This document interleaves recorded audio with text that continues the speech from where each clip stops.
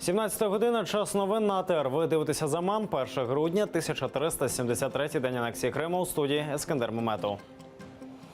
Скандал навколо НАБУ нагадує латиноамериканський карнавал. Так президент Петро Порошенко прокоментував конфлікт, що виник між НАБУ, ГПУ та СБУ. Йдеться про нещодавню спецоперацію з виявлення корупції у Державній міграційній службі. За словами глави держави, цей конфлікт вийшов далеко за межі розумної конкуренції. Не можна, щоб жоден правоохоронний орган залучався до політичної діяльності. Суспільство воліє війни з корупцією та іншими видами злочинності, а не війни компроматів. І я, як президент, точно разом з суспільством. Здорове суперництво, цивілізовану конкуренцію, чесне змагання вітатимуть і президент, і суспільство. А от конфлікти, сварки, інтриги та ворожнеча є абсолютно неприйнятними і йде на користь виключно спільному ворогу – злочинності і корупції. Генпрокуратура оприлюднила свою версію спецоперації НАБУ. У відомстві стверджують, що заступник голови міграційної служби Діна Пімахова неодноразово відмовляла детективу НАБУ під прикриттям у прийнятті незаконних рішень. Повідомляється, що Пімахова ще наприкінці вересня звернулася до СБУ з заявою про вчинення проти неї злочину провокації підкупи. На підтвердження свою версію Генпрокуратурі оприлюднили відео. Ну, это такое. В общем, смотри, я посоветовалась. Ты тогда предлагал по первому 30. По новой ситуации это остается в силе? Да. Значит, тогда не засоряем особый эфир, мы друг друга услышали. У Національному антикорупційному бюро дотримуються свого. СБУ та Генпрокуратура намагалися зірвати усі операції, які вони проводили під прикриттям. І їм це вдалося. За словами директора НАБУ Артема Ситника, зараз втрачена можливість довести операцію до кінця. Єдине, що залишається, це оцінювати ті докази, які вже були зібрані раніше. Зрив конкретної операції по документуванню корупційної схеми в Державній міграційній службі України. Друга мета – це зірвати всі операції, які здійснюються підрозділом офіцерів під прикриття Національного антикорупційного бюро України. І саме це було головною метою проникнення в конспіративні приміщення антикорупційного бюро. Ця мета також досягнута. Операції, на жаль, припинені.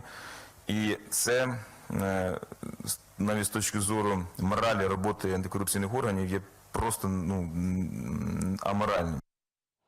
Як відомо, скандал між структурами розгорівся після того, як СБУ затримала детектива НАБУ при спробі передачі хабара першій заступниці голови міграційної служби Діні Пімаховій. 15 тисяч доларів чиновниці передавали нібито за легалізацію кількох іноземних громадян. У НАБУ пройшли обшуки агентів.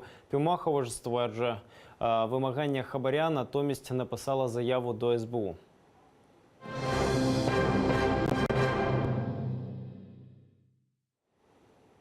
Суд у Гаазі може розглянути питання анексії Криму після ухвалення необхідної поправки до Римського статуту. Про це заявив офіційний представник Міжнародного кримінального суду Фаді Ель-Абдалла.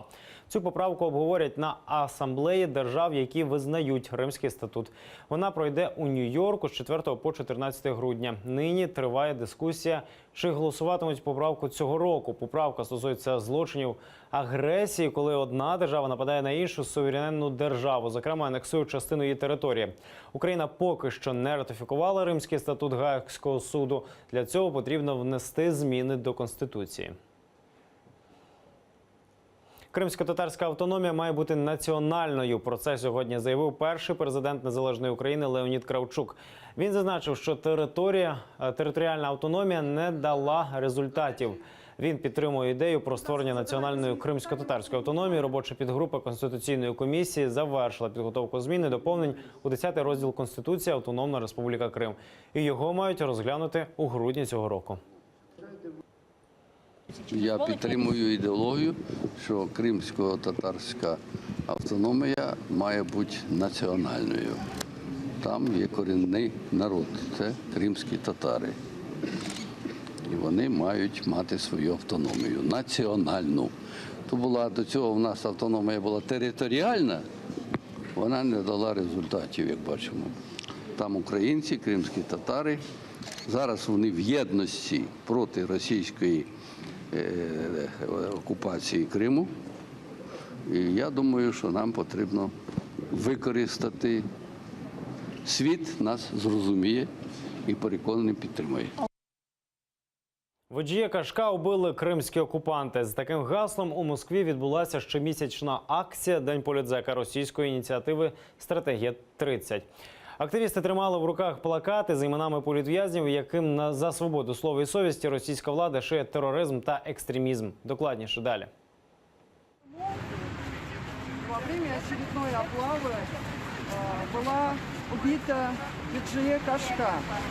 Это легенда крымско-татарского мирного сопротивления. Мы соболезнуем крымско-татарскому народу и выражаем уверенность, что преступники, повинные в таких вот злодеяниях, они будут наказаны. Віра Лаврешина виходить на одиночні пікети «День політзека» щомісяця. На цей раз, крім плакату, жінка тримає кримсько-татарський стяг з чорною стрічкою. Саме такі прапори майорили по всьому півострову 25 листопада, в день, коли Крим прощався з Виджие Кашка.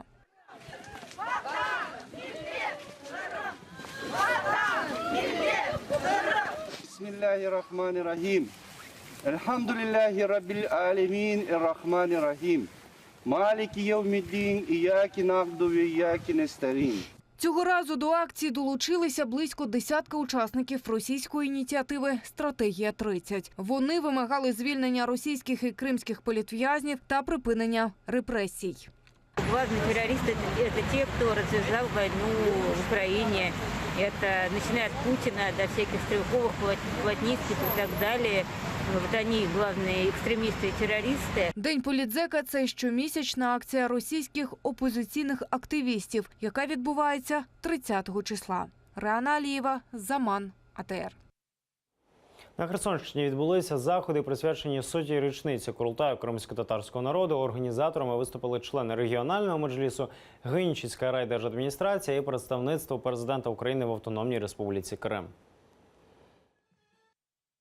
Нині Україна складне, такі у нас сьогодні події, але ми разом переможемо. Але ми є народ і ми є нація. Крім цього, на стіні Генічеської школи в мечеті встановили пам'ятну дошку, присвячену річниці Курултаю, та прочитали молебень. ألف لام ميم ذلك الكتاب لا ريب فيه هدى للمتقين الذين يؤمنون بالغيب ويقيمون الصلاة. Сьогодні з присутністю влади ми доводимо той факт, що в повному обсязі підтримка від держави існує кримсько-татарському народу. Саме про це мріяв Наман Чевлі-Більшихан.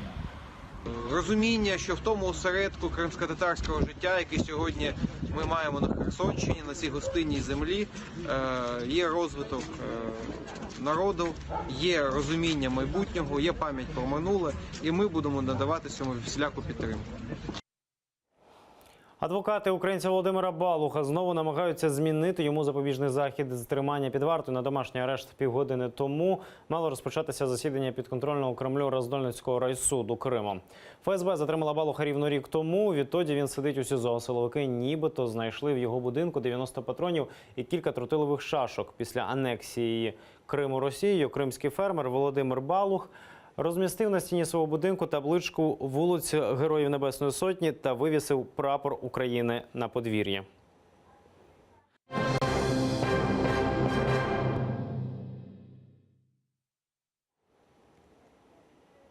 Родина Трампів уперше запалила вогні на головній ялинці країни у парку перед Білим домом. Церемонія відбулася на галявині Еліпс. Там встановили головну ялинку і 50 дерев, які символізують кожен американський штат. На заході виступили гурт Beach Boys, оркестр МВС та інші виконавці. Після церемонії розпочалося свято миру. Його відзначають протягом місяця, аби зміцнити дух єдності між представниками різних етнічних і релігійних груп у США. Традицію запалення ялинки розпочав 30-й президент Сполучених Штатів Америки Кальвін Кулідж у 1923 році.